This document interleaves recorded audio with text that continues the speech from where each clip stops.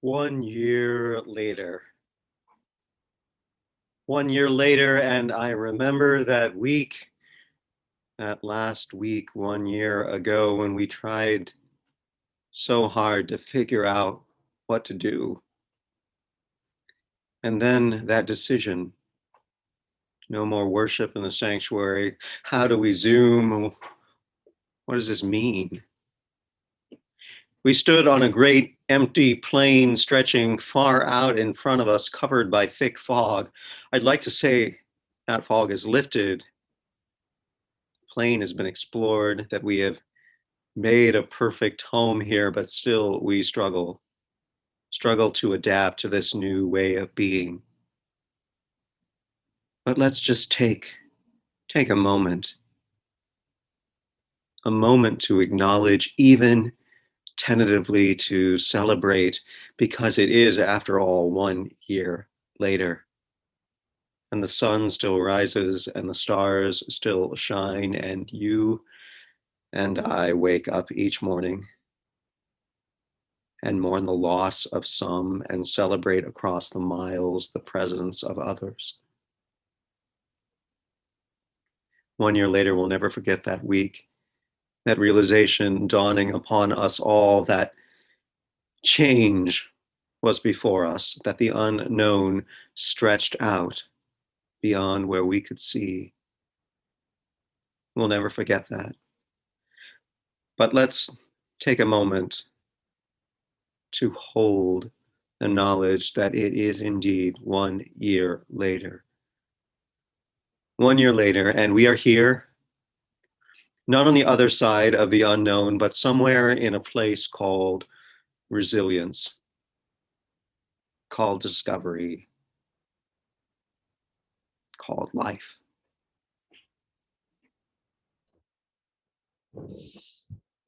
One year later. Wow. Feels like an eternity. 1 year later, I've discovered how much I love people. My friends, my family, this congregation, how much capacity I have to love the whole of humanity and to recognize all the ways in which we are deeply connected and all the ways in which we need one another. I've discovered how deeply I can love myself. I've rediscovered love for nature and the beauty of our earth. 1 year later, I am grateful for all the ways people have been reaching out inside our community and beyond our walls to the wider community in times of extraordinary loss and suffering and injustice and violence. We're reaching out. We're allowing ourselves to be cracked open, our hearts to be broken into pieces only so we can reassemble them in new ways. I've been amazed at how adaptive we've been, how willing we've been to try new things, how gracious we are learning to be with one another when new things don't go well. 1 year later, I'm still navigating, balancing a life when every single family member is at home all the time, with 2 kids in online school and 2 working parents, managing the gifts and challenges of virtual ministry and virtual worship, and being bolstered by all that is possible in this space, by the way in which we have seen growth and deeper connection that we haven't experienced before. 1 year later, I am grateful for this faith, for the way that it has moved alongside all of us and supported us with resources, with tools, and with the connection to one another, reminding us that we are greater than our individual congregations and the sum of our parts. I am grateful for all of the beautiful worship services we've been able to create and we've been able to experience that have been created by others. We are an imaginative, innovative talented crew of people in this faith tradition, and I can't wait to see what comes next. And 1 year later, I have loved wearing the same pair of comfy yoga pants and slippers almost every day, even on Sundays. A snapshot of ministry over the past year. 1 year later, for our world and our masks feel like a part of our bodies, like an arm or a foot, something we cannot imagine leaving the house without. If you were like me a year ago, you were constantly halfway to the grocery store or gas station before having to turn around, remembering you'd forgotten your mask. And now they're always either in our hands or pockets, always within arm's reach, in every direction. These masks serve as physical reminders for us, a way to say, I may not know you, but I care about you. I need you to survive. 1 year later for our community, and we stand on the precipice of extraordinary change. A year ago, we at Georgia Mountain's Unitarian Universalist Church were about to kick off our capital campaign to build a church of our dreams on the property we had just purchased. We had to postpone the campaign for 8 months, a difficult decision, but one that placed the needs of our community at the forefront. And now we may be a little behind our timeline, but we excitedly look towards that day next year when we can all be together again, this time inside our new building. 1 year later for me, and creation has become linked to isolation. I have created an entirely new human being, welcomed them into this world away from you.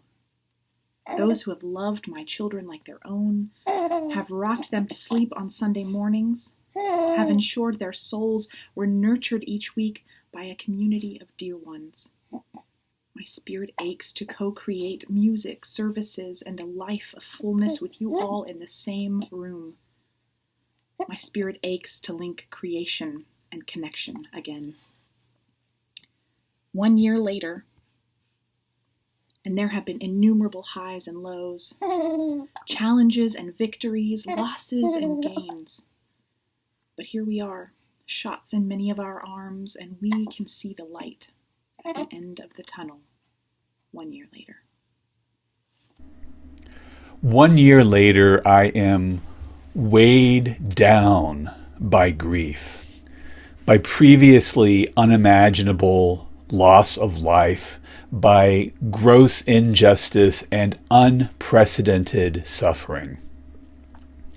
1 year later, I am lifted up by the thousands of acts of kindness I have witnessed and millions more that I will never know about.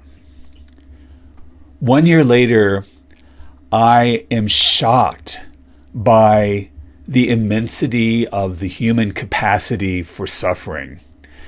And I am heartened by the enormity of human compassion. 1 year later, I am more aware of just how damaging isolation can be, and just how deep the longing for connection runs. 1 year later, I am reminded of the story about how to find out whether what you need in a plank is a nail or a screw. Drive the nail in, the story goes. If it splits the plank, you know you need the screw. 1 year later, the plank is split and splintered as we put down the hammer and reach for the screwdriver, hoping and praying that it is not too late to begin again, hoping and praying that what's left is enough, hoping and praying that we will find a way to bind up the brokenhearted, to release the prisoners, to bring good news to the oppressed. 1 year later, bone-weary and tempest-tossed, shaken and stirred, distraught and despairing, I am somehow more than ever convinced of the life-giving power of community. For it is through the sweet, sustaining power of we that we discover again and again how blessings arise from the ashes and how strength is forged in flames. 1 year later, I say to you, to all, face what is real, grieve what is lost, and turn toward hope whenever and however you can. Peace. 1 year later, and so much has changed. In this 1 year, many of us re-evaluated our lives and the world around us. Many of us also re-evaluated our relationships. We found new ways to connect with each other while keeping each other safe. We managed to come together as communities, supporting each other through these challenging times. We reset priorities, we were inventive, and suddenly we were able to include not only those who are near, but also those far away, yet close to our hearts. But there was also grief. Grief for those we lost to COVID. There was isolation and loneliness. Longing to hug loved ones, or even just longing for any human touch at all. 1 year later, not all relationships survived the sudden constant closeness if we lived together, or the sudden distance if we didn't. What we're left with, what has become crystal clear, is the fact that we need one another. And we need to protect one another. We are truly interconnected in our joy and our suffering, not just during a pandemic, but always. Because we are all that we have. 1 year later. There's so much to say. I've learned that sometimes the most hopeful thing to do is to show up for other people, even when your heart is breaking or you're not sure what your next step is. I've learned that the process and the journey of faith takes all of the human experience. And that includes grief too. I've learned that grief, there's never too much of it. It shows us the depth of our love, even if the world wants us to move on. I've learned that even with incredible, inhumane realities among us, when things look bleak, human beings continue to show up for each other, to offer grace and love and mercy. I've learned how important compassion to ourselves and each other is. The compassion is not optional. It's what we all need to survive. I've learned that it's amazing all the things we can adapt to, how much we've changed and learned and grown together. I've learned how little I need to live. And I've learned just how much my life and my life's work exists only because of the precious work of community. My congregation has shown me what community can really look like, how to keep connected in times like these. And they have humbled me in more ways than I will ever have words for. Community and compassion. These are what keep us human, loving, and alive. 1 year later, I don't think many of us could have imagined living life this way for an entire year. Over the past year, we have reimagined almost every aspect of our lives, and particularly We've reimagined together what it means to be in community, what it means to be in religious community with one another. It is something to celebrate that we are here and we are gathered, that we have adapted in ways we might never have dreamed possible. And it is something to mourn that we are not all here and we are not all gathered. Some congregations have lost many members in the last 12 months to the pandemic or to other causes. Some congregations have lost few, but all of us have been touched by loss. Family, friends, loved ones who are no longer with us the way we wish they could be. I am hopeful for a return to in-person gatherings, and I am hopeful that we remember how precious sharing space can be, how important a handshake, a hug, and singing together are. 1 year later, we know better the value of community because we've not let it go. We've made it as central to our lives as ever before. 1 year later, I love more kettle more than I ever thought I could, for this has been a year when we need whatever warmth we can find.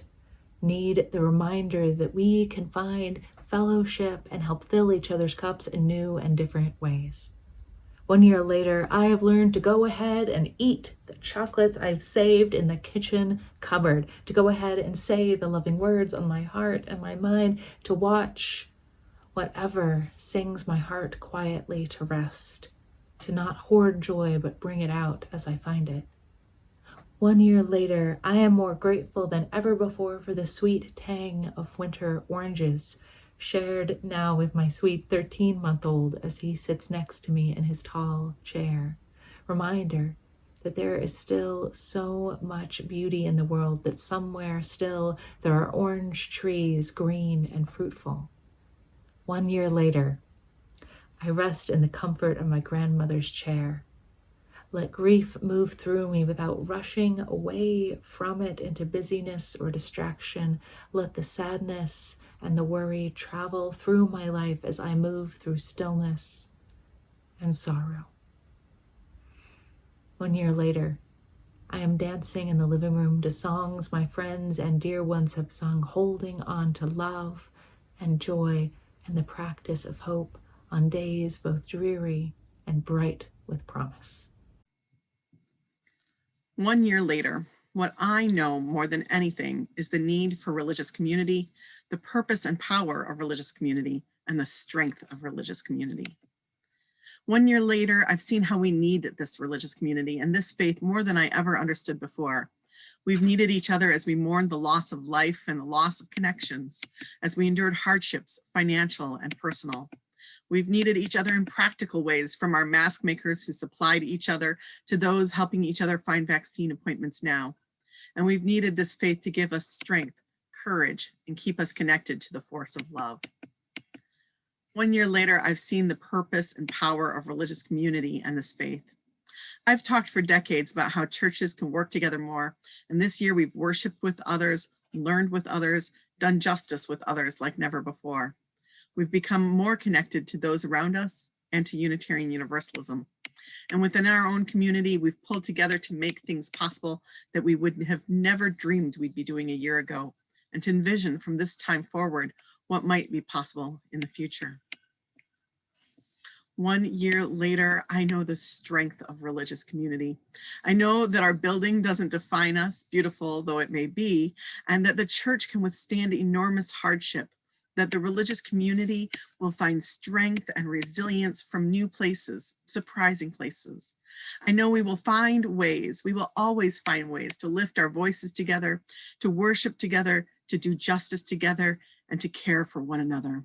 Beloveds, 1 year later, this I know, we together will bend the arc of justice towards love. May it be so. 1 year later, We may not be seeing each other in person, but we are connected to people across the country. We have worship and classes attended by people from multiple states and congregations beyond our own. We feel more connected to our Pittsburgh cluster, even as we lament the loss of spending time in our building and sharing our potluck food with one another. 1 year later, we are grateful and glad that the First UU Church of Indiana, Pennsylvania is part of the shared pulpit for worship and partnering to share classes with fellowships in Florence, Oregon, and Ligonier, Pennsylvania. It may not be perfect. We certainly don't want to be an online-only church forever. But 1 year later, we can see changes we've made, a spark of hope kindled into flame, a possibility for a thriving future. We notice increased accessibility and love beyond boundaries. We see inspiration, care, and action in line with our values. 1 year later, here we are.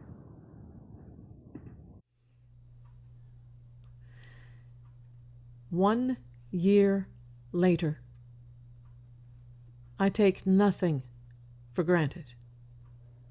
Not you, not me, not connection, not our determination to keep connected. Not time, whether there's too much of it or not enough. Not music, not singing, not the breath that makes the singing. Not the need to be together, nor the need for time alone.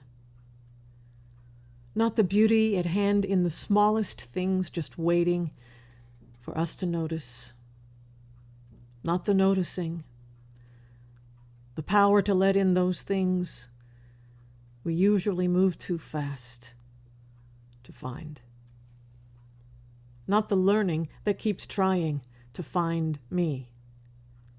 If only I can be still in my body, my mind, or my spirit. 1 year later, I take nothing for granted. Not you, not me, not connection, not singing, not breath, not time, not beauty, not learning, not noticing, not love, not now, and not ever again.